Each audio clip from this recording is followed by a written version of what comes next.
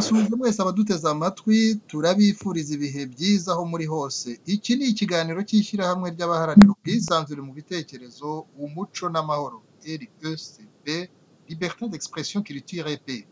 Ndi Jean Claude Murindahabi, i Paris mu Bufaransa. Mu Rwanda, muri iyi minsi ikibazo cy'uburenganzira bw'ikiremwamuntu cyongeye kuvugwaho cyane. Ibi biturutse ku mpamvu eshatu. Iya mbere ni ikomoka kuri raporo ebyiri zakozwe uyu mwaka na Human Rights Watch, umuryango mpuzamahanga uharanira uburenganzira bw'ikiremwamuntu ukorera hirya no hino ku isi, ukagira icyicaro gikuru muri Leta Zunze Ubumwe za Amerika. Hari raporo yo muri Nyakanga uyu mwaka yerekana ko abantu batari munsi ya 37 bishwe n'abashinzwe umutekano, abandi bakicwa n'abaturage bisabwe n'inzego z'ubutegetsi bitewe no kubakekaho ubujura. Ari nacyo cyatumye iyo raporo Human Rights Watch iyiha umutwe ugira uti abajura bose bagomba kwicwa. Raporo ya kabiri ya Human Rights Watch niyo mu Kwakira uyu mwaka yaje ivuga kwiyicarubozo, ihabwa umutwe ugira uti tuzaguhatira kwemera wanze ukunze.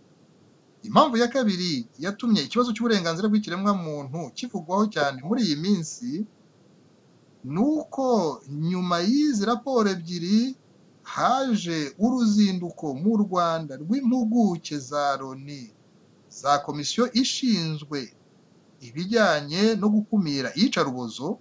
Iyi komisiyo yatangaje ko ihagaritse urwo ruzinduko habura iminsi 2 yari yagenwe. Ivuga ko ihagaritse urwo rugendo bitewe n'uko inzego z'ubutegetsi zitatumye ikora akazi kayo kose kari katumye ijya mu Rwanda, nko kuba itarabonye uko isura hamwe mu hafungiwe abantu no kuba itaremerewe kuganira n'imfungwa zidahagarikiwe n'inzego z'ubutegetsi. Impamvu ya gatatu ni uko abategetsi banyuranye mu Rwanda bagaragaje uburakari kuri izo raporo. Abadepite bo bakaba baragaragaje n'icyifuzo cyo kuba bakwirukana Human Rights Watch mu Rwanda. Mu nteko ishinga amategeko by'umwihariko hakaba haragaragaye n'ibitutsi, humvikanye ibitutsi bikomeye twe tutashobora no gusubiramo. Bakaba barabitutse umuyobozi mukuru wa Human Rights Watch, Kenneth Roth.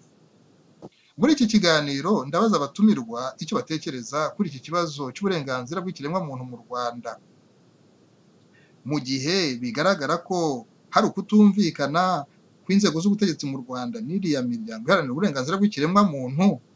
Ndabaza abatumirwa niba babona hari umusaruro ushobora kuva muri ziriya raporo.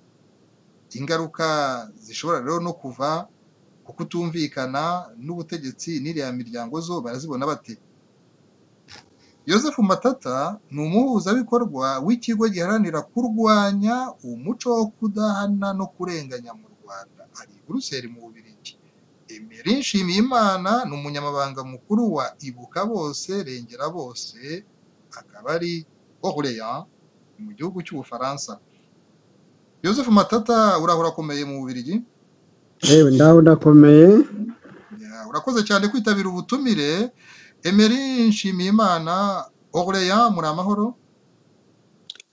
Murakomeye Jean Claude Murindahabi.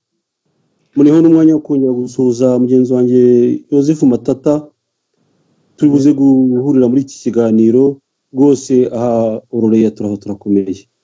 Ndabashimiye mwembi ko mwigomwe uyu mwanya mukaza kugira ngo mutange ibitekerezo mu bityo mutangariza abantu nk'abantu baharanira uburenganzira bw'ikiremwamuntu.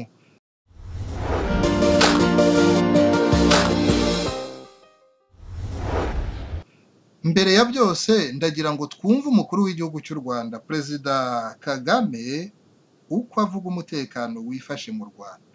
Hari umutekano ukubiyemo ibintu byose cyangwa se ibindi byose bishingiraho.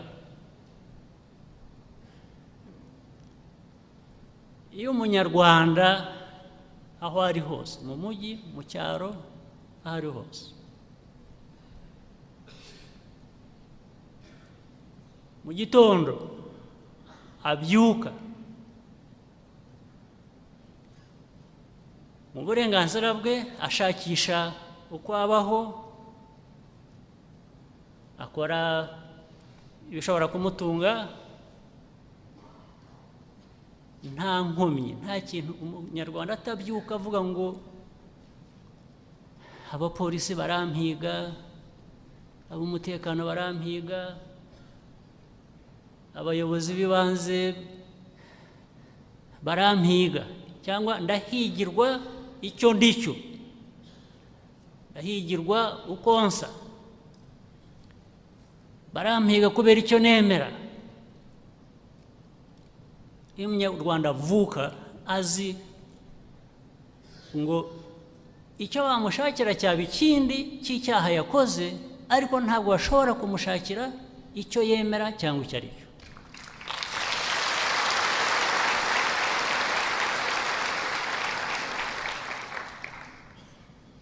Ndemeza ko nta munyarwanda ugifite iyo mpungenge ubyuka mu gitondo avuga ati ntabwo nzi ko uyu munsi ndi buwurenze, baranyica. None batumirwa, mpereye kuri Joseph Matata, ndagira ngo utubwire wowe ibintu byo guharanira uburenganzira bw'ikiremwamuntu nta nubwo ubitangiye mu myaka ya vuba aha, yewe na mbere ya jenoside nabwo ni ibintu wari waratangiye gukurikiranira hafi. Wowe ukurikije uko ubibona muri make wabitunyuriramo, ikibazo kivuga cy'uburenganzira bw'ikiremwamuntu mu Rwanda ntabwo ari icy'uyu munsi, ese urabona bigenda bikazubukana cyangwa ubukana buragabanuka? Joseph Matata. Urakoze cyane kumbaza icyo kibazo, ndageza kugisubiza mu magambo makeya. Nkeka yuko abasirikare buzuye u Rwanda, abapolisi, abadaso, inzego z'umutekano zirondoye usanga zigera nko ku 8, kuko n'uwo babwiye ngo ajye kurinda isuku nawe azanamwe iby'umutekano kumva yakubisa abantu cyangwa yabahohote. Ikibazo dufite muri kiriya gihugu nuko ubutegetsi bwumva yuko bushobora kugira amahoro buramutse bucecekesheje abantu bose bari mu gihugu, abaturage bakabacura bufuni, noneho n'imiryango irengera ikiremwamuntu isanzwe igerageza gusa nkaho ikora ubugenzuzi, imeze nk'uko umusuruveya umugenzuzi areba ushinzwe kuragira abantu, ukareba niba ibintu bigenda neza ukabigenzura. Mu Rwanda abategetsi baho yewe n'uwo mu rwego rwo hasi usanga ikintu cya mbere, impungenge ya mbere bagira niyo guhisha urugomo, niyo guhisha amakosa bakora, niyo guhisha akarengane kajujubije abaturage, niyo guhisha iyo bakoze ibyaha cyangwa bisha abantu bagacecekesha. Ari nacyo gituma umuntu bamwicira barangiza bakamusaba yuko avuga yuko atapfushije, cyangwa se akavuga ko umuntu we yabazize uburwayi kandi yishwe. Ayo mayeri yo gushaka guhisha kandi ugahisha mu bugizi bwa nabi bukorwa mu gihugu,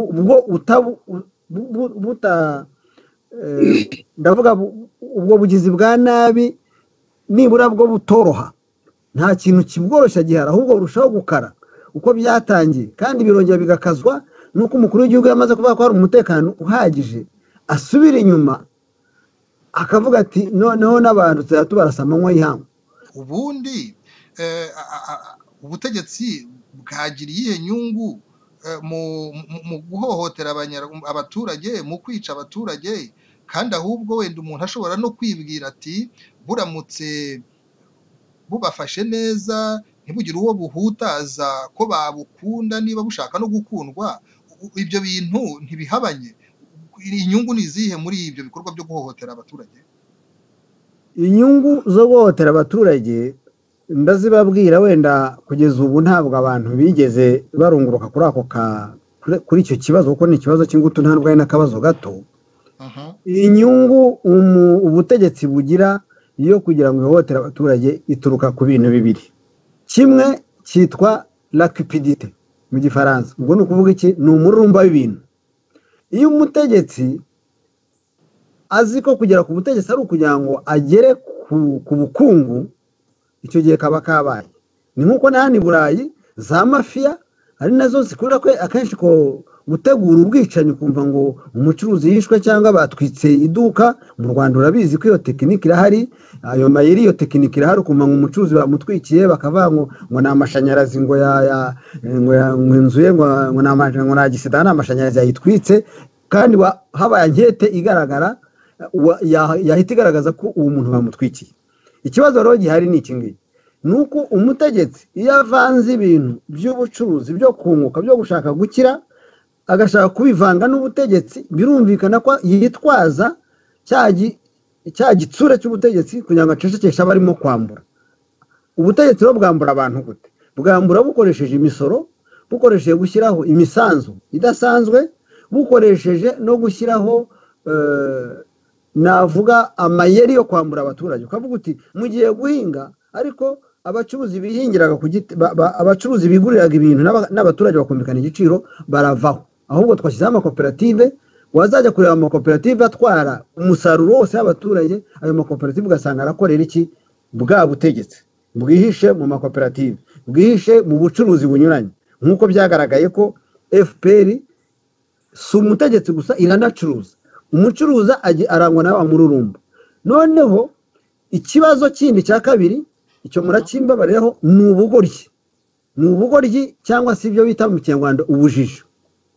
Kuko imirimo ibiri yananiye impyisi. Ntabwo ushobora gutegeka neza ngo unibe. Ni ibintu bibiri bidashoboka. Nigeze gukora ikigereranyo nerekana igituma n'imanza za gacaca zigenda nabi. Icyo gihe nakoze inyandiko mu mwaka wa 2010 mu nama y'abavoka bakorera Arusha bari bateguye hano i Buruseli tariki kuva ku itariki ya 21 kugeza ku itariki ya 23 z'ukwezi kwa gatanu mu mwaka wa 2010. Icyo gihe Daire Peter Verindene nako Peter Erlinda yavuye muri iyo nama ajya mu Rwanda bahita bamufata baramufunga. Agiye mu rubanza rwa Victoire Ingabire. Yafunzwe avuye muri iyo nama twari turi. Iyo nyandiko nayo nayise ngo l'industrie du génocide. Nerekana mu gukurikirana abakoze itsembabwoko baba badakurikiranye gushaka abicanyi koko nyakuri cyangwa abagizemo uruhare bagashyikira ubwicanyi, ahubwo baba barimo gushaka umuntu wese utunze ikintu ubutegetsi bushaka kumira bungwe. Ufite ishyamba, ufite iduka, ni nacyo gituma abacuruzi, abarimu, abagoronome, abacamanza, abo bantu bose b'abahutu bari bafite umutungo aribo bahindutse baruharwa kugira ngo nuko babambura ibyabo, ku buryo uwo mukeno urahari. Byageze n'igihe n'umuturage bamugurishiza agakawa ke, bakagurisha agashyamba cyangwa agasambu ke, bagafata abana bakajugunya hanze. Ni ukuvuga ko ubutegetsi iyo bufashe uyu mutegetsi ahindutse afite umururumba, yarangiza akagira n'ubwo bujiji, ariko nyine tubugoryi kuko ubugoryi umuntu arabuvukana. Niyo wakwiga amashuri angana iki ntabwo ubugoryi ushobora kubukira, ni tare, ni wagira ngo buri muri gene y'umuntu. Iyo rero ufite umururumba ukagira n'ubugoryi bibyara iki? Bibyara ubugome, la cruauté. Donc la cupidité et la stupidité engendre la cruauté. Kuko wari ubikomojeho kwara kugira ngo abantu bamenye ukuntu umuntu yavuga ati ngiye kuyobora hanyuma yarangiza agahotera abaturage kandi ubundi abayoboye neza nabo bamukomeza kumuyoboka. Udusobanuriye impamvu nyine iteza ibyo ngibyo. Noneho nagira ngo mbere yuko njya kuri Emery Nshimiyimana tubwire Joseph Matata, wowe umaze imyaka irenga 20 ukurikirana umunsi ku wundi ibijyanye n'uburenganzira bw'ikiremwa muntu mu Rwanda, ibintu birasubira inyuma cyangwa biratera intambwe mu nzira nziza?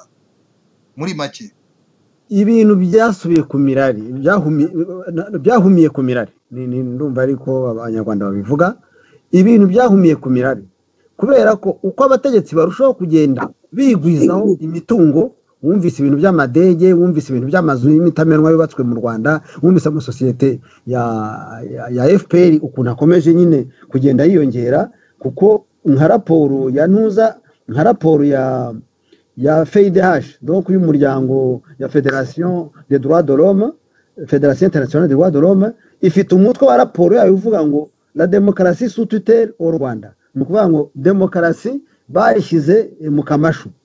Urumva comment le FPR pérennise sa confiscation du pouvoir et l'accaparement des richesses. Iyi titire yonyine y'iyi raporo ya FIDH irahita isobanura ko urugomo rukorwa mu Rwanda no kuniga demokarasi mu Rwanda byose bijyanye na wa mururumba ndavuze w'ishyaka riri ku butegetsi ryahindutse ishyaka ry'abacuruzi, kandi ntabwo ushobora kuba umucuruzi utemera nibura ko hari n'abandi bacuruzi babo mu gihugu. Joseph Matata, ni ukuvuga ko kuri ririya jambo twari tumaze kumva mu kanya Perezida Kagame aho yavugaga ati umutekano usesuye, we ntiwemeranya nawe mbere y'uko njya kuri Emery Nshimiyimana, ntabwo wemeranya nawe, wumva nta kuri kurimo? Iyo umuntu ashishikajwe n'umururumba, iyo umuntu ashishikajwe no kugira ngo yigwizeho ibintu, agera n'igihe yibagirwa ko umutegetsi ari umuntu wagombye kuba umubyeyi wa rubanda. Ari nacyo gituma wabagereranya, ari nacyo gituma nka Mugabe Jean Pierre yatangiye muri za 97 98 asobanura ko mu Rwanda harimo mafiya.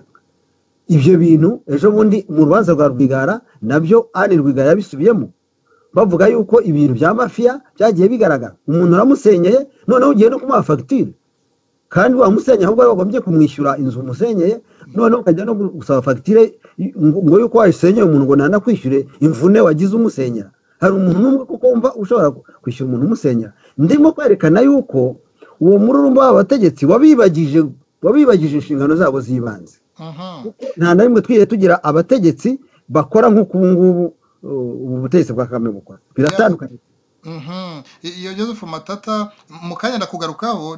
Emery Nshimiyimana, umunyamabanga mukuru wa Ibuka Bose Rengera Bose, iyo umuntu rwose arebye n'iri zina ry'umuryango wanyu yahita nababaza ati ko turi kuvuga ku bijyanye n'uburenganzira bw'ikiremwamuntu, ese hari abamerewe nabi kurusha abandi? Hari igice cy'abanyarwanda kimerewe nabi kurusha abandi, cyangwa ni abanyarwanda bose bari mu bibazo bijyanye n'uburenganzira bw'ikiremwamuntu muri rusange? Urakoze Jean Claude Murindahabi kongera kumpa umwanya kugira ngo nshobore kugira icyo mbwira abanyarwanda bari kutwumva muri uyu mwanya, muri iki kiganiro turimo tukugirana kumwe n'umuvandimwe wanjye Matata Joseph, umaze kudusobanurira icyo ukora mu buryo bwimbitse, mu buryo burambuye, mu buryo bw'imvano, ibijyanye n'uburenganzira n'umururumba uri muri kiriya gihugu.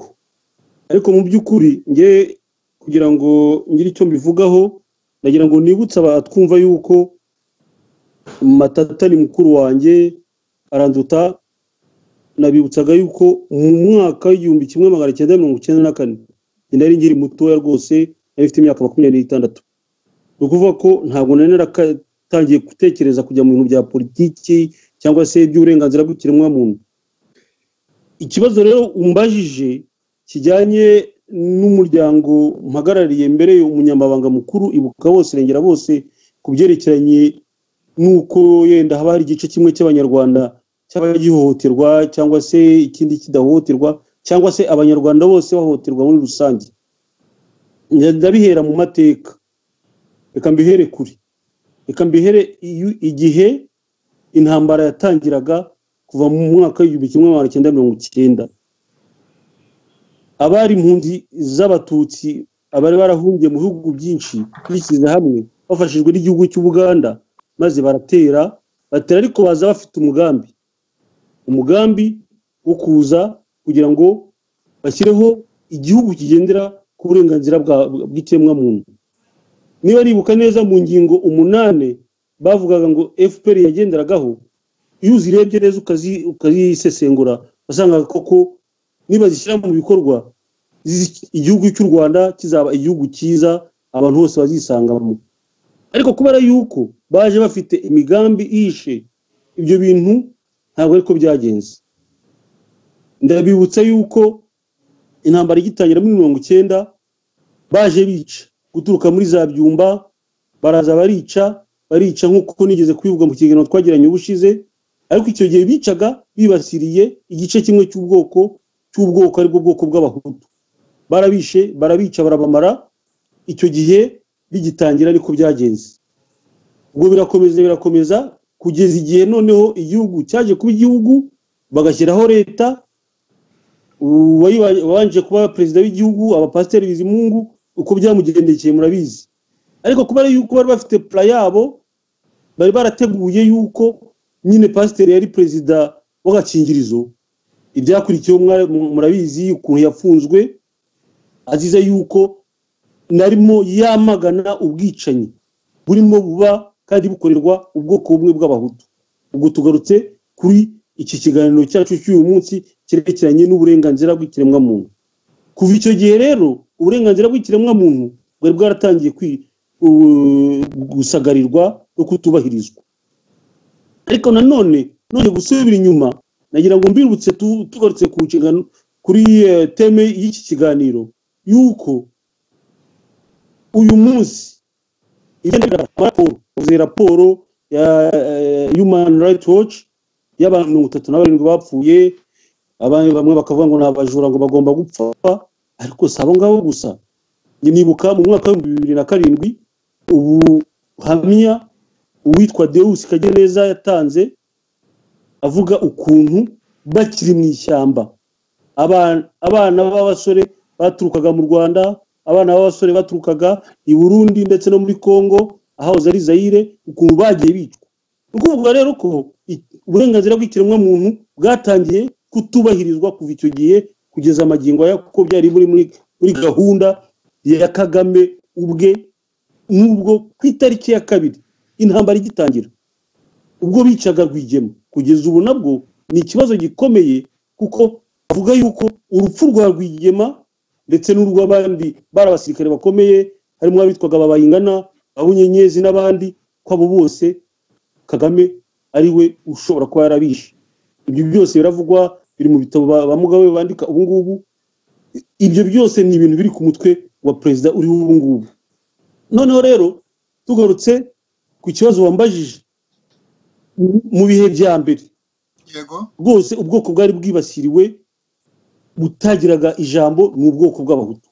Ariko uko ibintu byagiye byegera imbere, iyo nda nini muvandimwe wanjye Matata yavugaga yakomeje kugenda yigaragaza, noneho abantu batangira kuryoherwa n'ubutegetsi, batangira gushaka kwikubira, barikubira pe, barikubira biragaragara, bashaka kwikubira amasoko yose. Ngira ngo muri iki gihe muzi icyo bita ngo Crystals of Ventures, icyo kintu nicyo gishinzwe kugaba amasoko yose ya leta, kandi icyo kintu urebye ni ikigo gikubiyemo amasosiyete y'ubucuruzi yari yashyaka riri ku butegetsi FPR. Emery Nshimiyimana, ndongera nkugarukeho mu kanya, urakoze cyane kuko utweretse ko ku munsi wa none ikibazo cy'uburenganzira bw'ikiremwamuntu gikora ku banyarwanda kititaye ku moko cyangwa akarere ko muri rusange ntawe gishobora nta wakwizera ngo ntibyamugeraho. Urakoze cyane. Dukomereze kuri Joseph Matata. Mu ntangiriro nyine navuze ko muri iyi minsi ikibazo cy'uburenganzira bw'ikiremwamuntu cyongeye kuvugwa cyane bitewe na za raporo navugaga za Human Rights Watch. Uretse ko atari uriya muryango mpuzamahanga wonyine uvuga ku bibazo by'uburenganzira bw'ikiremwamuntu ku Rwanda, hari n'indi nka za Amnesty International, hari namwe ubwanyu muri societe civile, kuko ibyo muhihibikanira ibibaraje ishinga ni ibijyanye n'uburenganzira bw'ikiremwamuntu. None ndagira ngo nkubaze Joseph Matata, mu by'ukuri kuba ku munsi wa none ubutegetsi bwo mu Rwanda butareba n'ijisho ryiza umuryango nk'uriya uharanira uburenganzira bw'ikiremwamuntu mu rwego mpuzamahanga, ni iyihe mpamvu ko ushubije amaso inyuma hari icyo watubwira ku bijyanye n'uko cyane cyane nko mu myaka ya za 1994 uyu muryango ufite nabwo amaraporo wakoraga ugira icyo tubwira uko yarebwaga n'uko yafatwaga n'abari ku butegetsi uyu munsi, icyo gihe bari batarabugeraho. Hanyuma ntatubwire ese kuba uri kubwirwa nabi bigeze hariya hari icyo wapfa n'abategetsi muri makeya. Joseph Matata, tujya ku yindi. Nagira ngo nkubwire ko burya umuntu ntabwo atinya ishyamba, atinya icyo barihuriyemo. Kagame azi neza ko kugira ngo bakore intambara yabo raporo ya Human Rights niyo bagenderagaho, ahubwo umukecuru Madame Alison de Forge amaraporo yakoraga mbere ya 1994 inkotanyi zayakoreshaga nka Bibiliya. Induru zivuga Bateyrisoni de Forge yavuze ibi, Feidash yavuze ibi, association icyo gihe hari association muri Canada yitwaga Centre pour le droit de la personne et du développement démocratique yo muri Canada, donc ni association yari hari imwe isa nk'ishyigikiwe na leta icyo gihe. Abo bose ni nabo baje kohereza ya Commission internationale des droits de l'homme zaje gukora nkete ku byo baregaga leta Habyarimana. Icyo gihe ndimo kuko naherekeje iyo delegation, nayiherekeje kujya muri zone mu karere ka FPR. Urumva ndumva icyo gihe twaragiye FPR abanzira bikereza, twagomba kujyaho mu masaha 5 irabikereza tuza kugeraho hafi mu masaha 10 baduhagarara hejuru nka biriya bakoreye ya Commission de torture. Donc ni ukuvuga ko inkotanyi zizi neza ko amaraporo y'imiryango irengeye muntu ari amaraporo atajya apfubusa, niyo babatuka gute, niyo babasuzugura, ayo maraporo to utarazabakoraho kuko n'igihe bazaba bavuye ku butegetsi barahunze, baragiye kurira amafaranga yo barimo kwiba abaturage, baragiye kuyarira muri Amerika yo hepfo cyangwa se muri Aziya cyangwa muri za Panama, hahandi nyine ngo abahungira abajura bahungira. Ayo maraporo azabakurikirana kuko ni amaraporo afite detail, afite amatariki ibintu byabereyeho, afite n'amazina y'abantu bahohotewe cyangwa bambuye ibyabo cyangwa bahutajwe. Donc kuyatinya ni impamvu zumvikana. Joseph Matata utarakomeza kubera kuko moje ku kintu kijyanye nuko amaraporo yabo uravuga uti ntago bayakora uko babonye kose, ni ibintu bitondera kubera ko baba bagomba kuvuga aho ibintu byabereye n'igihe byabereye nabo byakorewe. Ariko uziko nk'iriya raporo ivuga ku bwicanyi bwakorewe abanyarwanda, ubutegetsi bw'u Rwanda buherutse kugaragaza abantu 7, ubutegetsi bukavuga yuko ngo bari bashyizwe mu bishwe. Mwe mu bivuga iki mbese ko ni nkaho bagaragaza bati iriya raporo yarabeshye, mwe mubibona mute? Mwe maze ngewe mu kigo kirwanya umuco wo kudahana no kurenganya mu Rwanda, CRIR mu Gifaransa, Centre de lutte contre l'impunité et justice au Rwanda, twakoze amaraporo, dukora amakomunike, dukora za memorandum, turandikira abategetsi b'u Rwanda, yewe twagiye rimwe na rimwe tunavuga ibintu bizaba bitaraba kubera gusa ko twamenye ko iyo mishinga ihari. Ikibazo cya mbere gikomeye nuko mu Rwanda nicyo gihugu cyonyine gishobora gucura abantu kikabasimbuza abandi, kigasimbuza aho kimaze kwica. Utireka mbisubiremo, bariya bagaragaje ni nk'abakinnyi ba sinema, bameze kimwe nabo bajya bajyana mu nkiko bajya kubeshyera abantu. Gufata umuturage ukamutera ubwoba cyangwa se ukamushukisha agafaranga ukamubwira uti ngwino witwe runaka, impapuro nitwe tuzicura, none se indangamuntu si bo bazicura? Bagacura indangamuntu barangiza bagafata umuturage bati ngwino wowe wifotoze n'ubundi ntawe uzaza kureba. None se bagombye kureba ko ari iyo komite ya Loni iyo ngiyi ishinzwe kugenzura iyicarubozo, donc le comité contre la torture, ntabwo ubona ko bayirukanye bakayibuza gukora? None se bazi neza ko abo bantu berekanye nta muntu n'umwe uzagenda ngo abakore iperereza agaragaze ko ari abantu b'abakinnyi ba sinema, b'abantu nk'uko ugenda ukashaka les acteurs de cinéma bakaza bagahagarara ahantu bagakina sinema.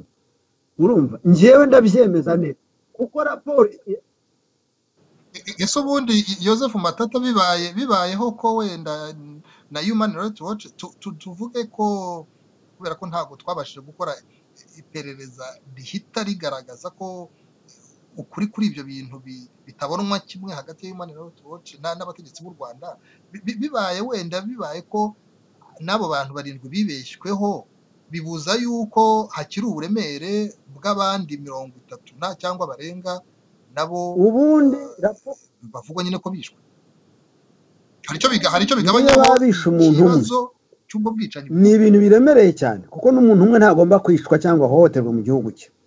Yewe no mu mahanga naho turi ntabwo abantu baduhohotera kandi atariho dukomoka. Ubona rero mu Rwanda umunyarwanda agomba guhakwa, agomba kugenda yububwa mu gihugu cye, bagomba kumwica igihe bashakiye, barangiza bamara no kumuhekura bakabwira umupfakazi n'imfubyi ngo nimuceceke, ngo ntimuzavuge ko bimeze gutya, ngo ahubwo muzajye musobanura ibi. Uko bapindafinze batekinika iyicwa rya Sinapol Rwigara, bavuga ngo yagonzwe n'ikamyo, bakazana ikamyo bakaza bagakora ikinamico nk'uko muri sinema bavuga bati tugiye gukora sinema iyi, bakazana abakinnyi, bakazana imodoka, bakazana n'ibikoresho byose byo kwerekana le materiel bayerekana muri sinema. Uko babikoze ni nako bagiye gushaka bari abantu ngo nibaze bavuge yuko ngo batapfuye uko Human Rights yagize. Nyamara icyo bibagirwa nuko Human Rights mbere yo gusohora raporo yabo buri teka iba yabajije ikabaza abantu bo mu Rwanda ikabaza iti dore tufite ikimenyetso cy'uko runaka yabuze ko runaka ngo mwamufashe mukamujyana ariko umuryango waramubuze. Baba banditse babajije leta y'u Rwanda, ahubwo leta y'u Rwanda igakoresha akagasuzuguro kabo nkuko bategeze basubiza umuryango wa Rwigara ubajije yuko bakora nkete, bandikiye perezida wa Repubulika batudukorera nkete utwereke turebe icyatumye Rwigara yicwa kuko twebwe ntabwo twemera teze ya accident, cyane cyane ko mu ibarwa yabo bavuga ko Rwigara yasohotse yabonye bamushyize bariyeri imbere abona n'indi nyuma, noneho ava mu modoka ashaka guhunga n'amaguru baramufata baramugarura mu modoka nyine baramwica barangije bakora yakamyo bakora ikinamiro. Nabiri rero byo gufata abantu bakabazana nuko raporo ya Human Rights yari yabateye ubwoba, bo bari bazi ko ngo batazasubiza, none ngo Human Rights ngacika intege. Ariko icyo bibagirwa nuko association imiryango irengera ikiremwa muntu n'abantu bakora ibintu comme des idéalistes, nta nyungu birimo, nta bucuruzi buba burimo, nta mafaranga abarimo nkuko FPR ibintu byabo byose ikora ishaka kunyunyuza amafaranga mu baturage, kugeza n'igihe za mbitueli nazo bashaka kunyunyuza amafaranga mu baturage kandi ntayo bafite. Raporo ya Human Rights ibakoze mu mwaka wa 2015 nayo Businge minisitiri w'ubutabera nawe yahise arwana nayo avuga ngo tugiye gusohora itangazo mu cyumweru gitaha tugaragaza akababaro kacu ku mugambi ukomeje wo kugaragaza nabi guverinoma y'u Rwanda n'inzego zayo. None se ko duhora buri teka twandika abantu banyerejwe batangurira mudami iragena ibimine uriya wagemuriraga bitwa baramunyereje barabandikira ntibigeze basubiza. Human Rights yari yaranditse, natwe turandika, ishyaka rya FDL rirandika. None se abo bategetsi bavunira ibiti mu matwi bakeka ko iyo bakwandikira kabiri gatatu kane gatanu ntabwo bibuza raporo gusohoka. Ayo maraporo arahari, abari mu buyobozi uyu munsi bazayakurikiranwaho kugeza igihe bazapfira. Ibyo babimenye, nicyo gituma bafite ubwoba bakavuga ngo reka dutukane dukangate turebe ko abantu badutinya, turebe ko abantu baceceka, turebe ko twahosha. Kandi ibyo byo gutukana baba bagira ngo banabesha abanyarwanda bavuga bati ntimwumvise ko twatukanye, nimuhumure muri mu mutekano, dore n'abandi babivuze twabatutse kuko baratubeshyera, dore n'ikimenyimenyi twazuye abantu baza kuvuga ko abo bantu batapfuye. Ariko tuzi neza ko raporo ya Human Rights yarasohotse, nasiyo zirindo ngo waroni uzana abantu baza gukontorora nabo barawirukana bawubuza gukora, uhita uvuga yuko unaniwe gukora. Ni kimwe nk'aba buseribateri babandi abaza kureba indorerezi z'amatora zaraje ariko ntacyo zabonye, baraje nyine baricara barya misiyo baranje barataha. Ikibazo cyo mu Rwanda nicyo gucecekesha umuntu ukageza n'igihe ufata umuntu maze guhekura ukamubwira ngo naceceke ngo ahubwo ngo aze kuvuga ibintu abisobanura atya ngo igihugu kidasiba. Joseph Matata ndakugarukaho mu kanya mbere yuko, ariko nanone njya kuri Emery Nshimiyimana. Ibyo mwembi mwavuze n'ibyo umukuru w'igihugu yavuze wavuga ko umutekano usesuye, mwe mukerekana yuko umutekano n'uburenganzira bw'ikiremwamuntu bubangamiwe. Reka twumve kuko hari ababunganira babishimangira b'abaturage bo mu Rwanda. Reka tubatege amatwi noneho tubone gukomeza. Nitwa Niyondera Frodouard, nkaba ndi mwene Kazavia Royce, umwe waburanye n'uwo mugabo Munyegomba. Ibyabaye ejo rero, ejo nanjye nari ndi ahantu mu isantre, barampamagara ati mu rugo birakomeye ngwino urebe. Narazamutse niruka ngeze ahangaha sanga abagabo 4 bambaye civili bafashe barumuna banjye bari kubakubita. Nanjye mpageze barambaza ngo nje gukora iki, basobanura ko ndi umuturanyi, ko nje kureba ikibazo cyavutse ng'umuturanyi ngamenya icyari cyo. Banyicaza hasi, barangije bahamagaza abasirikare n'imbunda babaraje. Bahageze batangira nanjye baranyadukira, twese baradukubita. Badukubise bafata murumuna wanjye baramujyana. Bageze mu nzira barahamagara baravuga ngo wa mushenzi twamufashe, tugiye kumujyana hahandi tumukorere bya bindi. Turasakuza, abaturage benshi cyane barasakuza, bagenda bavuga ati uwo muntu mujyanye ntabwo yiba, nta kibazo afitanye namwe, mwatubwira icyo mumutwariye. Bigeze aho niba barabonye ko abaturage bose babimenye, niko kumushyira mu maboko ya polisi. Ubu ngubu ari muri polisi. Kubera iki bamujyanye? Impamvu nyamukuru ni iyi? Impamvu nyamukuru ni urubanza twaburanye no Munyegomba Apollinaire. Munyegomba Apollinaire twaraburanye aratsindwa. atsinzwe asubirishamo n'ingingo nshya nabwo aratsindwa. Ariko kubera ko bafite bene wabo bakomeye barimo kugenda bazana abasirikari bakazana abapolisi bakaduteroriza. Ubu ngubu nta muturage n'umwe ufite umutima mu nda, arimo kubona n'umusirikari akaba yanakwiruka kuko avuga ati ni hahandi nanjye ninjye baje gutwara. Batwaye uriya, ariko hari n'abandi bari kuri tageti ko nabo bazaza gutwarwa. Ubwo duheruka hano mu kwezi gushize, mu mpera z'ukwezi gushize, umurongo bari bahaye ibibazo by'aya masambu, bari bavuze ko ku itariki 20 z'ukwezi gutaha kwa mbere 2017 muzaba mwavuyemo. Byaje kugenda bite kugira ngo bahite baza? Byagenze bite? Twandikiye umuyobozi w'intara tumusaba ko twarenganurwa, ni wenda meya akaba yakuraho icyemezo yari yadufatiye, akakoresha ubushishozi akareba inyandiko dufite n'ibimenyetso byose dufite, akaba yakuraho icyemezo yadufatiye. Ntabwo bategereje rero ngo icyo gihe kigere ni wenda adusabe n'ibyo bimenyetso tubyerekane, none batangiye kuza kudushimuta umwe bamugeretseho dosiye ivuga ngo ari kwangisha leta abaturage, ngo ni ingengabitekerezo ya jenoside afite. Niko komanda mu kanya mbwiye mu gitondo. Yabikubwiye gute? Yakwihamagariye? Byagenze bye? Nari ngiye kureba kuko twari twayobeho bari bamutwaye, yatwawe n'abasirikari. Abatwaye n'abasirikari turasakuza, abasirikari niba barebye gutyo bamushyira muri police. Nari nagiye kureba kuko niba ari muri police by'ukuri. Yakubwiye ko murumuna wawe ashinjwa ingengabitekerezo ya jenoside bishingiye kuki? Nagerageje kumubaza icyo bashingiraho, arambwira ngo nta kindi yansubiza, ndetse nanamubajije eske yaba ari bujye kuburana uyu munsi tumenye ko twashaka n'umunyamategeko akaza kumwunganira. Aravuga ngo ibyo ngibyo ngo nta kindi kintu nakubwira, aba yikubise mu modoka aragenda. Hakubiswe abantu bangahe? Hakubiswe abantu 5. Hakubiswe jewe nabo barumuna banjye 2 n'undi n'abandi bavandimwe bari barimo kwigendera nabo bakubiswe. Nawe wakubiswe? Naye nakubiswe. Witwa nde? Nitwa Dushimiye Philippe. Nagerageje gukurikirana ndeba aho umuntu bamujyanye, ko inzira bamunyuzagamo ntago zari zerekeranye naho bamujyanye. Ntago wabugiye kuri Mahoko nguce kuri Brasserie. We rero bavugaga ko bamujyanye kuri Daso, ariko inzira bamucishagamo ntago ariho zari zigiye. Gukomeza kubakurikira nibwo bansubije inyuma, ndavuga uyu ni mukuru wanjye, ntago mwamujyana, ntazaho mumujyanye. Nkomeje kubakurikira, tugeze mu nzira baradeviya berekeza no kuri Daso kuko bari babonye nabokeje igitutu ntacyo bamukorera mpari. Niko kumugeza kuri Daso barambwira ati nawe injiramo. Nanye ndinjira, batangira kunkubitaho banankomerekeje ku maguru. Mfite ibikomere hano ku maguru yanjye yombi, dore igikomere cya mbere, iyi ni botini bankubise, iki ni igikomere cya kabiri aho habyimbye uri kubibona, iyi ni indi botine bankubise. Ni bande bagukubitaga? Mu musirikare w'umukaporari ufite va 2 ku rutugu. Bashobora kuba babashinjaga kwigomeka? Mbo ntago badushinjaga kwigomeka kuko ntago wakwigomeka ku muntu ufite imbunda uri kugenda n'amaguru. Rafite uburenganzira bwo kutubwira tugasubirayo bigashoboka. Ahubwo bafata go babonye wese bagakubita. Hari n'undi muhungu wagerageje kubaza ati none uwo muntu ko tuzi ko nta kosa afite mu mufungi iki? Izina rye nzino witwa Fere, bahise muryamisha hasi nawe bamukubita inkoni. Murenge wa Nyamyumba se ubu turi mu nzu, twavuga ngo umwuka umeze ute hirya no hino uretse mwebwe mwahisemo ko ikiganiro gikorwa mu nzu?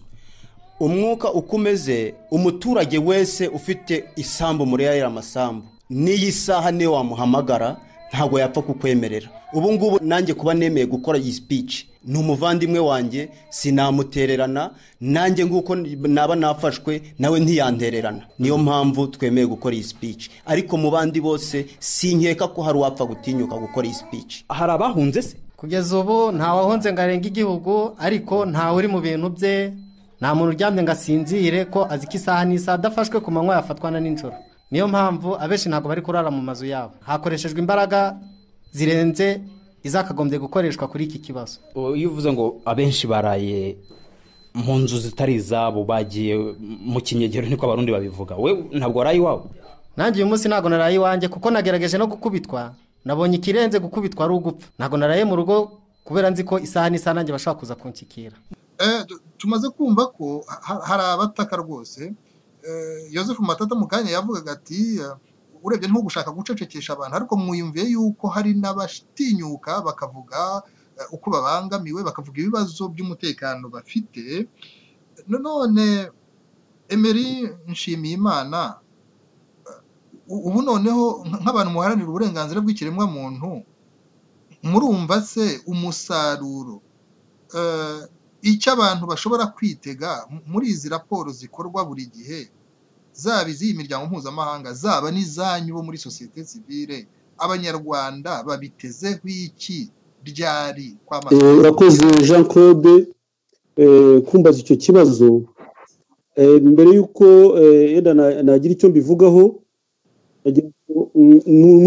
nunge mu byo Matata amaze kuvuga byerekeye uko iriya leta uko iteye, ni leta y'ikinyoma. Ikinyoma mu ruhe rwego? Urwego rw'uko nta kintu na kimwe yemera ikora amakosa ikayahakana. Imiryango mpuzamahanga ndetse n'imiryango yacu ubwacu sosiyete sivile nyarwanda cyangwa se n'amashyaka ya politike ya opposition akorera hanze, kuko yenda navuga make akorera mu gihugu ko abayeho murakuzi, ibyo tuvuga ari byo imiryango n'amaraporo byose bivuga, ibyo byose barabyamagana. Muri buka raporo ya Brigadier igihe yajyagaho bagahita bashyiraho ngo raporo yamutsinze. Ikinyoma rero nicyo kintu cyangombwa iriya leta igenderaho. Yenda mu mbabarire ngiye kubaha urugero rugaragaza icyerekeranye no kubeshya kwa ariya bantu. Hari umuntu ntari buvuge izina bw'umutekano we, ariko urugero nagira ngo ntange. Urukiko rwa Arusha rwashyiriweho kugira ngo rucire imanza abakoze ibyaha bya jenoside yakorewe abatutsi, ariko rushyirirwaho nanone kugira ngo rucire imanza abandi bakoze ibyaha byibasiye inyokomuntu, ibyaha by'intambara mu bice byombi, ndetse rushyirirwaho no kugira ngo ruzashobore kunga abanyarwanda muri rusange, baba abahutu, abatutsi ndetse n'abatwa. Urwo rukiko rero rugiyeho rwaciye imanza, ariko uburyo urwo rukiko rwaciye imanza ngira ngo namwe mwese murabizi, rwaciye imanza z'igice kimwe cy'abantu bari hafashwe abahutu, abandi bari baratsinze intambara, ntihagera n'umwe ufatwa. Mu rubanza urugero nagira ngo mbahe, hari urubanza rw'umugabo witwa Ngeze wari umunyamakuru. Hasani yari afite umugabo, ntashaka kuvuga izina kubw'umutekano we, utuye mu gihugu cy'Ububiligi. Bamutumyeho bamumanura kuza aje gushinja Ngeze, kubera ko Ngeze yari uwo mugabo yari amuzi cyane rwose, ni umuntu bakoranye, ni umuntu bari baziranye ku Gisenyi, wari umuzi wese. Aravuga turiya muntu aramuzi, azabushinja rwose, ibyo azamuvugaho ntabwo ashobora kubihakana. Umuhungu aramanuka aragenda agera Arusha. Ageze Arusha, aha ubwo ni ukuvuga ngo abo bari bamujyanye b'abazungu bamuhuza n'abandi bantu baje bavuye mu Rwanda ngo baje gushinja Ngeze. Bageze mu rukiko babahuriza muri sale imwe, noneho babigisha ibintu bagomba kuvuga, ibintu bagomba gushinja Ngeze. Ariko noneho undi mutima uraza ubwira uwo musore ngo Ngeze nimushinja, kandi koko harimo ibintu bambwira kumuvugaho mubeshyira, koko umutima nama wanjye ubwo ntabwo nzaba mpemukiye umuntu, ndetse ko nizera sinzaba nkoze ikosa. Ariko muri abo bantu bandi bari bavuye mu Rwanda ngo harimo umugore ufite Bibiliya, ngo wasaga n'umukristu, ngo asenga cyane, ariko nawe akaba yaraje mu itsinda ryari rije gushinja Ngeze. Noneho bigeze aho uwo musore bamuha impapuro zanditse z'ibintu agomba kuvuga, arababwira ati ariko njyewe narize, nageze no muri universite, sinzi impamvu mugomba kumpa ibintu ngomba kuvuga. Ngeze ndamuzi, ibyo nzamushinja, ibyo ndi bumushinjeho ndabizi, si ngombwa kuntegurira ibintu bimushinjeho, izo mpapuro zanyu muzigumane. Batangira kumugiraho ikibazo. Bamugizeho ikibazo, noneho batangira kumwekarita, baravuga bati twakuvanye mu Bubiligi, umutekano wawe nudakora ibyo twakubwiye ntabwo tuzawurinda. Arababwira ati navuye mu Bubiligi, njyewe ndi umubiligi, leta y'Ububiligi irabizi neza ko naje hano, ntacyo mwantwara. Rero njyewe mu by'ukuri ndabizeza yuko ibyo ndabemereye gukora ndi bubikore, nimugire ikibazo. Noneho aza gusanga urya mugore wari ufite Bibiliya, aramubwira ati ariko wa mubyeyi we ko mbona ufite Bibiliya, uri umukristo? Avuga ati rwose ndi umurokore, ndi umukristo, ariko banzanye hano gushinja ngo umuntu witwa Ngeze. None se Ngeze uramuzi? Ati rwose niyo bamushyira hasi namumenye. Amubwira ati noneho reka nkubwire rero wa mubyeyi umbwiye ko uri umukristo ugiye gushinja umuntu utazi. Yewe nama nakugira nuko nugera imbere y'abacamanza uvugisha ukuri.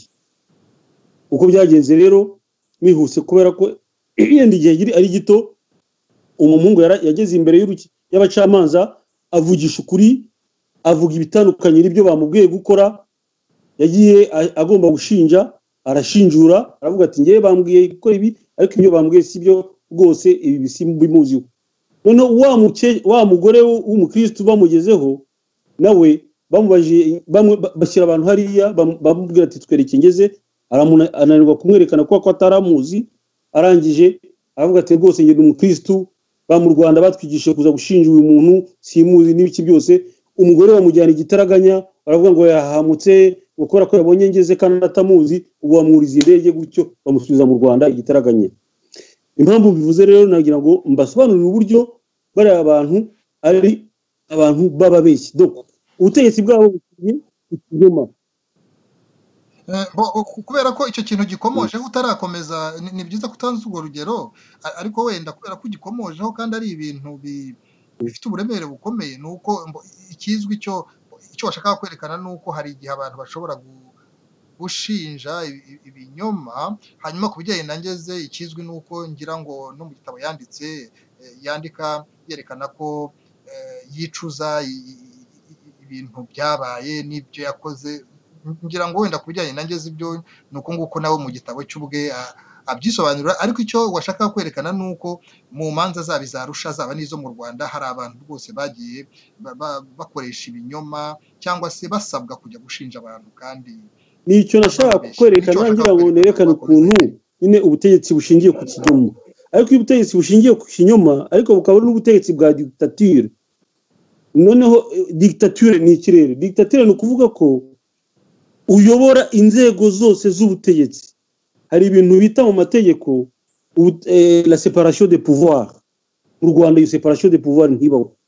Bwabo ubutegetsi le pouvoir législatif, exécutif cyangwa judiciaire, ibyo byose ni ibintu bitegekwa n'umuntu umwe, ni ibintu bikorera umuntu umwe. Donc ukuvuga ko ubwo butegetsi bwose iyo séparation ntibaho mu Rwanda. Ntibaho.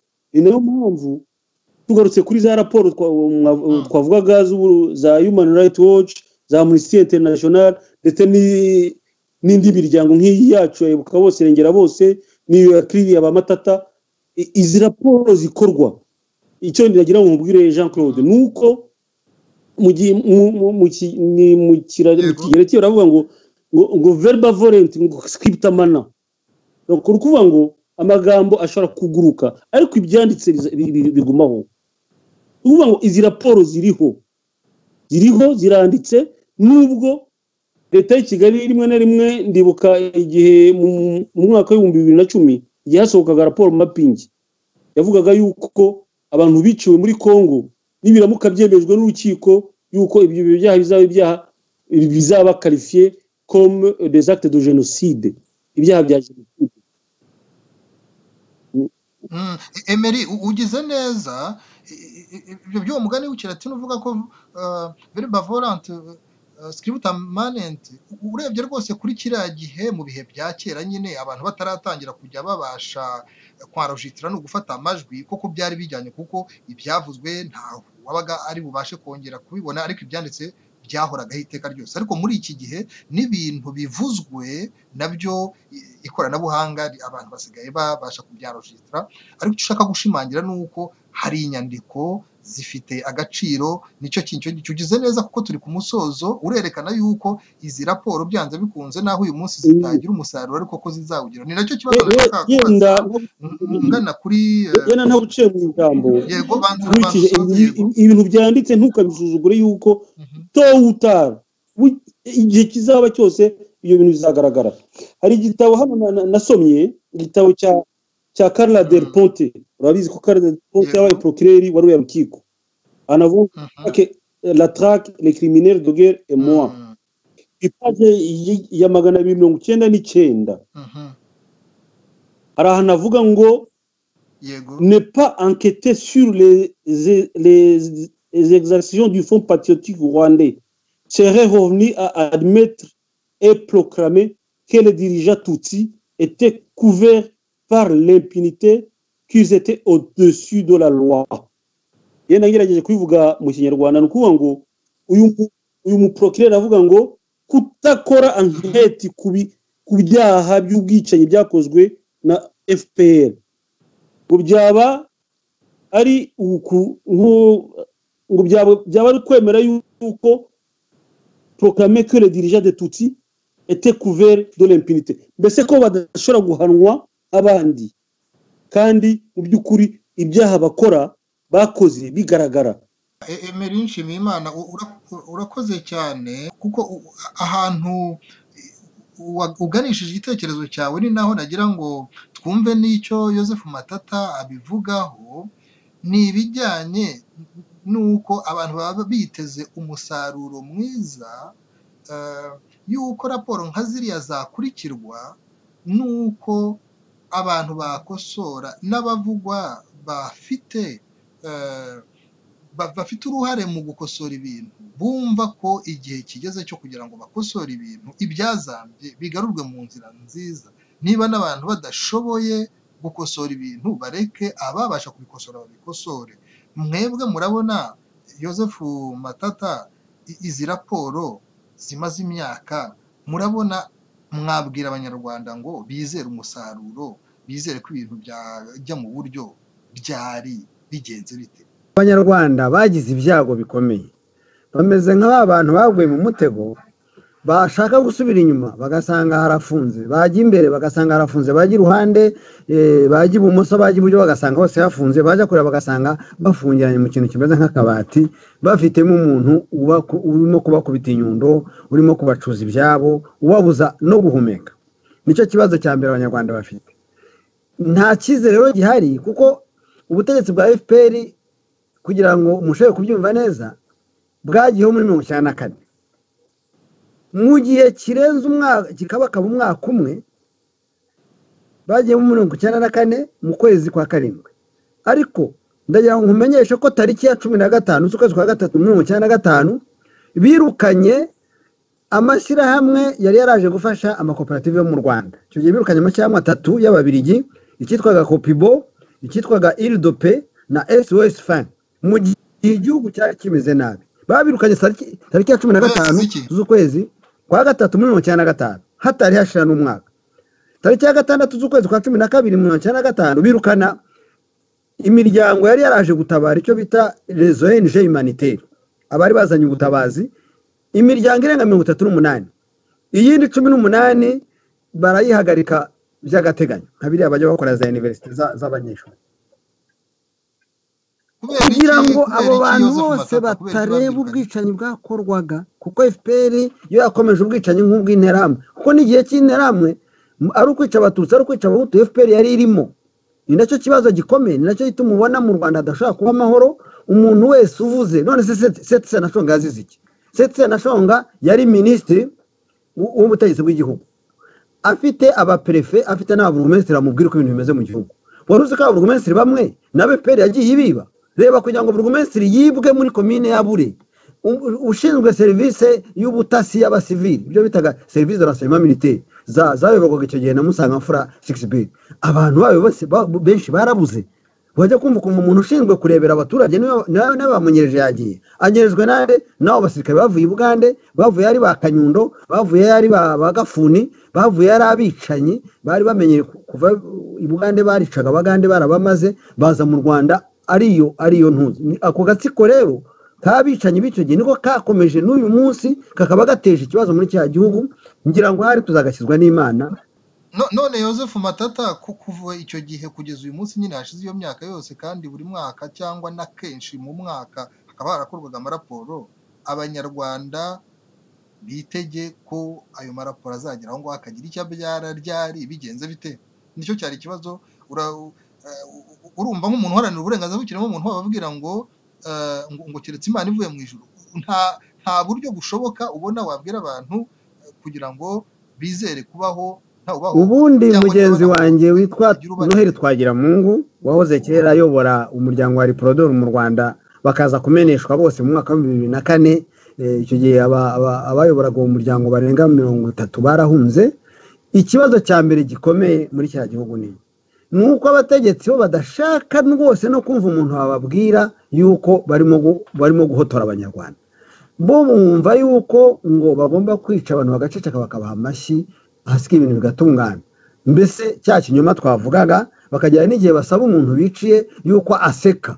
Ibyo ujya byumva madamu Mukashema Esperance ukunda kuvugira kuri radio Inyenyeri ajya avuga ukuntu bamwiciye umwana we afite imyaka 9 bakamwica yicaye ku biro bya Musenyeri Gasabwoya barangiza bakamubwira ngo ajya aceceka mu byatumye ahunga Gakurazo. Noneho se urasobanura yuko abanyarwanda bavuga ko bizajya mu buryo bute? Umukuru w'igihugu nuba gikomeje n'umuryango w'abatutsi w'abacikacumu w'abatutsi umuryango wa Rwigara wagejeje kumwandikira ukanga guceceka ukanga kumera nka bya bindi bababwira bati mujye mushinjagira mushira. We warabyanze barandika barabaza cyane cyane ko bumvaga niba hari umuntu washobora gufatwa neza, niba hari umuntu wagira akamaro, niba hari umuntu wafashe FPR akayitereka hariya kuri ya ntebe y'ubutegetsi Kigali Rwigara yararimo. Ariko babonye apfuye baravuga ati reka tubaze wenda biriya bintu Kagame ntabizi. Ariko Kagame amaze kugaragaza neza ko ubwicanyi bwose bwabaye mu Rwanda ari we wabukora. Aho ngaho ndagira ngo nibutse ko Sendashonga guverinoma ya Sendashonga na Twagiramungu na Nkubito ijya guhagarara icyo bitaga ngo la chute du gouvernement. Twagiramungu guverinoma Twagiramungu ijya gusesekara byaturutse yuko Sendashonga yari yarandikiye amabarwa 700 ayandikira Perezida Kagame amubwira ati ubwicanyi buri muri iki gihugu nabanje gukeka yuko utabuzi ndakwandikira amabarwa 700 kugira ngo bimenye, nongera gukeka yuko wenda wabuze uko bigenza ariko ko wabimenye ukabura uko bigira kubera ko abasirikare wenda ari ndakoreka. Ati none ubu uyu munsi tariki ya 25 z'ukwezi kwa 8 ndagira ngo nkubwire yuko ubwo bwicanyi wari ubuzi kandi ko ari kubushaka. Donc urumva ko Sendashonga yashinje Kagame mu nama ya guverinoma. Aba baminisitiri bari bahari nka Nkuringoma niwe raportaga iyo nama ko yari minisitiri w'itangazamakuru donc ari nayo muvugizi wa guverinoma bari bahari. Icyo yavuze Kagame bamaze kumubwira Sendashonga amaze kumubwira ati ndi minisitiri w'ubutegetsi bw'igihugu ariko abaturage barashize abaturage baramburwa ibyabo nk'ibyo byo kwambura ibintu ibyabo nyine hoze vuga by'umururumba bari kubinzuza abantu bose. Umuntu akava muri Kongo babona yaje bakamwica kugira ngo bamusubize inzu ye. Ari nabyo byatumye impunzi zihera muri Kongo kugeza igihe bagiye kuzitsembera we nanone nkuko bishize ikibeho. Ubwicanyi bw'iriya guverinoma nkuko Madame Adeline Rwigara akomeje kubivuga bari abantu nta kindi kintu bazi uretse kwica. Ni nacyo gituma buri teka birakaza. None Joseph Matata ko dusigaranye iminota 2 imbere yuko njya kure Emery Nshimiyimana mu rwego rwo gusoza nawe icyo yasorezaho, ndagira ngo mu minota 2 nawe utubwire rero hari ikintu gikomeye kandi nagiye nkibona mu nyandiko wagiye ukora kuko wagiye wandikira n'abategetsi bakuru kugira ngo ibi bintu muharanira byo kuvuganira abarengana by'uburenganzira bw'ikiremwa muntu kugira ngo byumvikane ku bategetsi ko atari nko gushaka bo nubwo mubasaba guhindura ibintu ariko bitagaragara nkaho kwaba ari no kubasatira mugira ngo baryozwe cyangwa bigizwe cyangwa bagirirwe nabi. Murumva byakorwa bite kugira ngo igihe abanyarwanda baharanira uburenganzira bw'ikiremwa muntu n'iyo miryango mpuzamahanga ibikora bitagaragara nkaho ari ugusatira cyangwa kotsa igitutu cyagirira nabi abari ku butegetsi? Mubigenza mute? Byagenda bite kugira ngo bitaba nk'ibintu bisa nko guhangana byaganisha? Reka ngurugero niba ushaka kubyumva neza kuko inkotanyi nagize umwanya wo gukorana nazo. Urambwira uti soza, ndagusoreza mpereye ku ntangiriro. Mu kwezi kwa 7 niho nageze mu Rwanda mvuye inama mu mahanga. Nari hano mu Bubiligi nshi Burundi nageze mu Rwanda. Ndagenda nsanga ifuni nsanga bari iravuza ubuhuha barica abantu amanywa nijoro. icyo gihe minisitiri yandika mu marwa 700 yandikiraga mugenzi we Ntuza Kagame Paulo wari minisitiri ushinzwe abasirikare, minisitiri w'ingabo z'igihugu, amwandikiye ati nyamuneka ni wowe ufite abasirikare kandi nibo bamaze abaturage. Abo ba perefe, nk'uyu mu perefe uri nta wahunze icyo gihe ari perefe wa Cyangugu Rutihunza Theobald, ubona agiye kumurebayo nsanga yaragowe, abaturage barabamazeho baca imitwe bagira gute. Donc ikibazo cya mbere gihari nuko umuyobozi iyo ari umwicanyi akaba umujura akaba n'umubeshyi, icyo gihugu ntigishobora kubaho, ntabwo gishobora kubaho. ni akaga igihugu cyacu cyagushije, kandi ako kaga katurutse i Bugande, kuko ibyo Kagame bakora mu Rwanda n'agatsiko ke babikoreye n'Abagande. Buriya Abagande barashize, barashira, barapfuka. Ari nacyo gituma ubona ubutegetsi bwo mu Rwanda n'ubwo i Bugande ari bwo aba bazungu basa nk'ababushyigikiye, basa nk'aho banabushyizeho, aribwo bakomeza gutya bagashora no mu gihugu cya Kongo, naho bakajya kuba barahisha abantu bangana kuri. Ni ubutegetsi navuga ko ari abakrimineri mu Gifaransa, ni ukuvuga ko ari abagizi ba nabi batagira umupaka. Ejo bundi bajya kwica Karegeya si mwene wabo, si umwana bavukanye, si umwana bareranywe, si umwana bategekanye hariya mu Rwanda, bagiye kumwica se babona batwaye. none ahantu nagira ngo uganishe mu minota mike dusigaranye ni ukugira ngo twumve uko byagenda, kuko icyifuzo bishyira kera, noneho tukavuga ngo uko byagenda kose abantu ntibumve ko bakwiye kuzabana buri wese yubahiriza undi, kugira ngo byumvikane nk'aho nta ugamije kubagirira nabi babwira gukosora ibyazambye. Mubigenza murumva mubyifatamo gute? Mu masegonda make mubyifatamo gute kugira ngo batabona nk'abantu babatunze nabo imbunda cyangwa intwaro mu magambo bohererezwa yo gukemura cyangwa yo kureba uko bakosora ibyo bintu by'uburenganzira bw'ikiremwamuntu bitagenda? Njyewe mbona icyashoboka keretse umunsi abanyarwanda bafashe bariya bicanyi, kandi birashoboka nabyo. Bariya bicanyi bitwaje imbunda, ariko ntabwo barusha imbaraga abanyarwanda bose bajya kuri 11,000,000, kandi nzi neza ko bafite imbunda bose hatarimo abicanyi. Icyo kibazo cy'ubwicanyi nabo baracyumva bakakibona, nabo baricwamo, abashinzwe umutekano nabo baricwa, hari abasirikare mwumvise bagiye banyerezwa. Ikibazo gihari cya mbere gikomeye ni uko buri munyarwanda ubundi Rwigara se, Diane Rwigara ajya kwiyamamaza ntiyagira ngo azakemure ibibazo mu mahoro. Iyo bamureka akiyamamaza ntabwo aba yaratsinze Kagame mu matora. Nta n'umuntu n'umwe utatsinda Kagame mu matora baramutse batayibye. Kagame akava adapfuye. Nari nanditse ibarwa ndayitanga, nzongera wenda nyibibutse, ariko nari nandikiye perezida wa Parlement Ntuza Bernard Makuza na Donatilla Mukabalisa, mbabwira nti nyamuneka mubwire Kagame yisuzume, cyangwa niba ananiwe kwisuzuma yisuzumishe. Ibyo nari nabibasabye mbere yuko baza guhakanira uriya mwana Diane Rwigara. Nasobanura ko Diane Rwigara ari umwe mu bashobora gukura ubutegetsi bugahinduka mu Rwanda, kandi ntagire icyo wonona. Ntabwo uriya mwana ari umwicanyi, ntacyo ari kubatwara, ariko bo kubera ubwoba bwabo n'umurumba wabo bafite, no kuba hari bakeka ko nta naho bajya, bakurikije ko bose bagiye bahica. Muri Kongo barahishe, mu Bugande barahishe, wenda no muri za Kenya ho naho bafite amadosiye y'ubujura n'ibindi bakozeyo.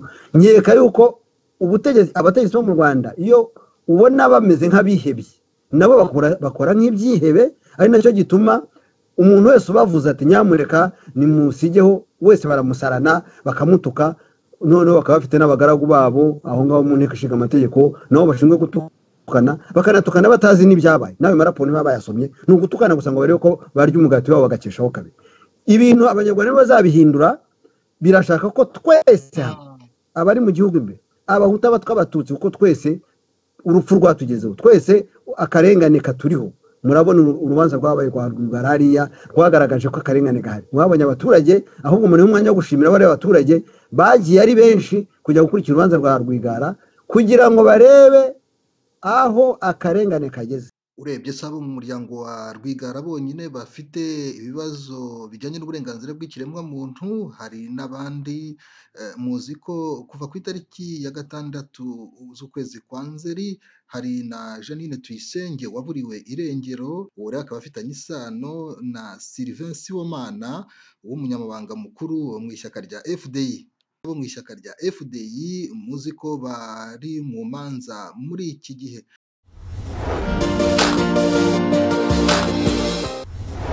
ibibazo nk'uko iriya miryango twabibonye irimo Human Rights Watch, ibibazo by'uburenganzira bw'ikiremwamuntu bikora ku banyarwanda benshi. Mu gusoza nawe Emery Nshimiyimana, ibintu nk'ibi ngibi bikora ku burenganzira bw'ikiremwamuntu, abantu batabyitondeye, abari ku butegetsi bibwira ngo hari ababotsa igitutu bishobora kubagirira nabi, aho kugira ngo bumve ko ikigamijwe ari uko ibintu byahinduka mu nzira zituje, mu nzira y'amahoro. Ibyo bintu mwebwe murumva byagenda bite kugira ngo byumvikane neza n'abakosora bakosore? urakoze Jean Claude Murindahabi kuri iki kiganiro cyiza tugiranye hamwe n'umuvandimwe wacu Yozefu Matata. Icyo nagira ngo nongereho kugira ngo yenda turangize ikiganiro, nagira ngo nibarize ndabaza ibuka yo mu Rwanda ndetse n'abayobozi bayo, nkabaza ndetse n'abayobozi bayo b'amashami yayo ahari hose ku isi hose. Ndababaza icyo barimo bakora ku ihohoterwa ry'abacikacumu ba jenoside yakorewe abatutsi ririmo rikorerwa abo bantu, haba abari mu Rwanda ndetse n'abari hanze yarwo, cyane cyane abari mu gihugu. Urugero twatanga n'umuryango wa Rwigara, abana b'abakobwa barimo barahohoterwa kubera uburenganzira bwabo, n'abandi bakicwa. Ndabaza ibuka ubundi ishinzwe iki?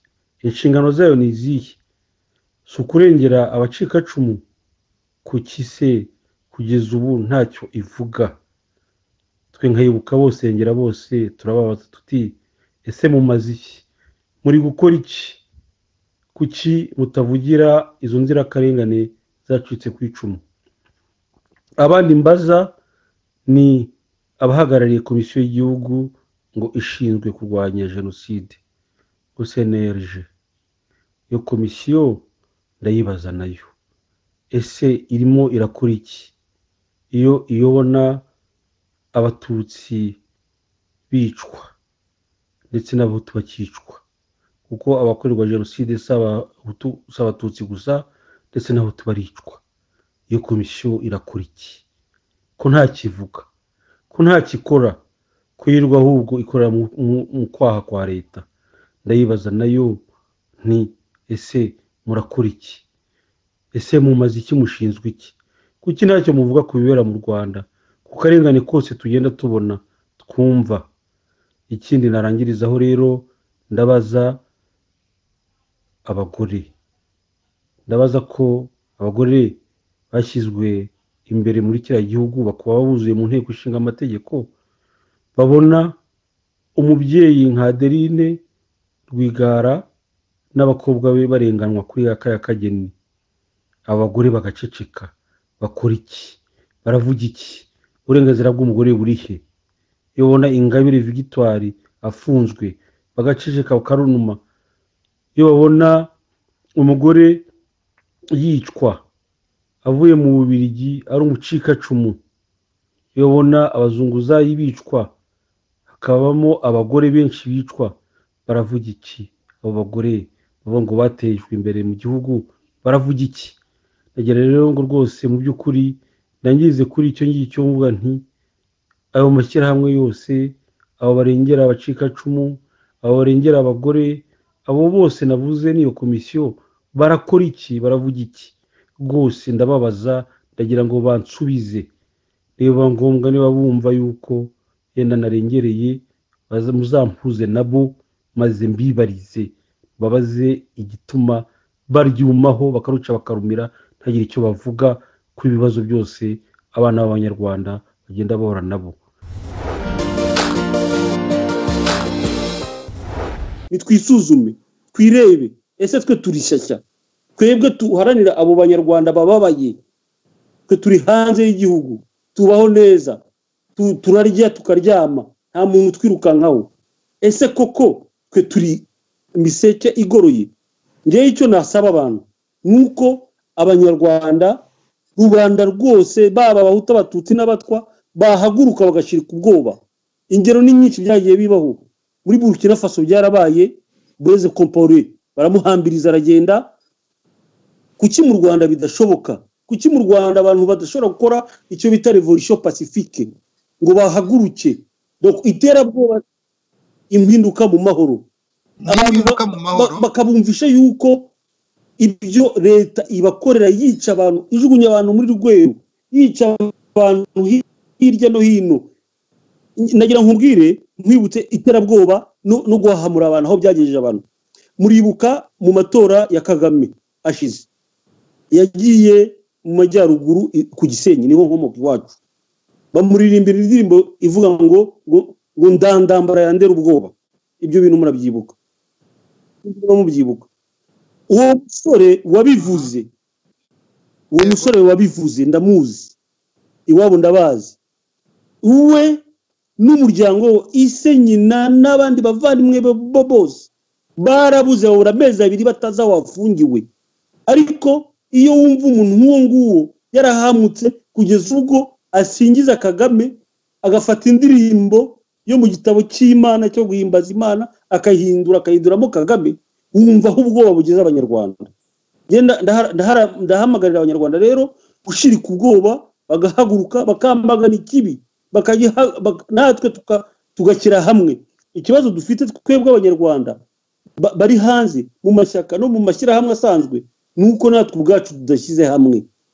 Turaryana, tureke kuryana, turebe inyungu ya rubanda nyamwinshi. Inyungu iyo mvuga rubanda nyamwinshi sivuga abahutu, ndavuga abanyarwanda bose muri rusange. Twese twumve ko abanyarwanda bababaye, twumve ko icyo kintu cya mbere cyagombye kuturaza inshinga, maze tukavuga tuti ibi dupfa tube tubishyize ku ruhande, turebe bari abantu ukuntu bababaye. Nkeka ko bishoboka. Muribuka ubutegetsi bwabayeho mu Burusiya, empire l'État, ubwo yirukanwaga hakajyaho Lenine akajyaho nakaba umuntu w'umudictateur uteye ubwoba, agacyaho icyo bita Galacheka. Sinzi niba icyo bita Galacheka uzi cyari cyo.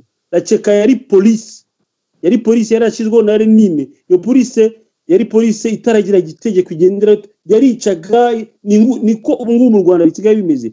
Nkeka yuko Kagame ubutegetsi bwe bugeze aharindimuka. Impamvu rero mbivuga nuko ubushize nabikubwiye Jean Claude ko yageze aho bakwita yarenze ihaniro. Ati ngiye nongeye kubategekesha igitugu, mbashyiremo ubwoba, ntagira umuntu icyo njya avuga bose bajya bakoma mu mashyi. Ngibyo ibintu biri mu Rwanda. Ariko ndavuga abaturage nibakira hamwe, natwe tugakira hamwe, Kagame azamera nka Nero kubera ubwibone yari afite. Ariko ndibuka ko uwari umusirikare ukomeye witwaga Marquis yaje kumva ukuri kw'abaturage, amuvaho, arangije afasha abaturage ubutegetsi babukuraho. Abasirikare rero bararenganwa, barusagara barafunzwe, babyabagamba barafunzwe, n'abandi benshi bakayumba barahunze. Harimo abasirikare benshi muri kiriya gihugu bashaka yuko ibintu byahinduka. Nidukire hamwe, tubatera inkunga, natwe nibabona dukiza hamwe nabo bazamuvaho, noneho Kagame azikuraho ntuzamenye n'ukuntu agiye. Urakoze cyane Emery Nshimiyimana. Twaganiraga uri Orléans ni mu gihugu cy'Ubufaransa. Ndashimira kandi Joseph Matata twaganiraga ari mu gihugu cy'Ububiligi. Mwese mwakoze kwigomwa uyu mwanya. Turashimira kandi n'abakurikiye ikiganiro. Ahasigaye tuzongera ubutaha. Mwese mugire ibihe byiza.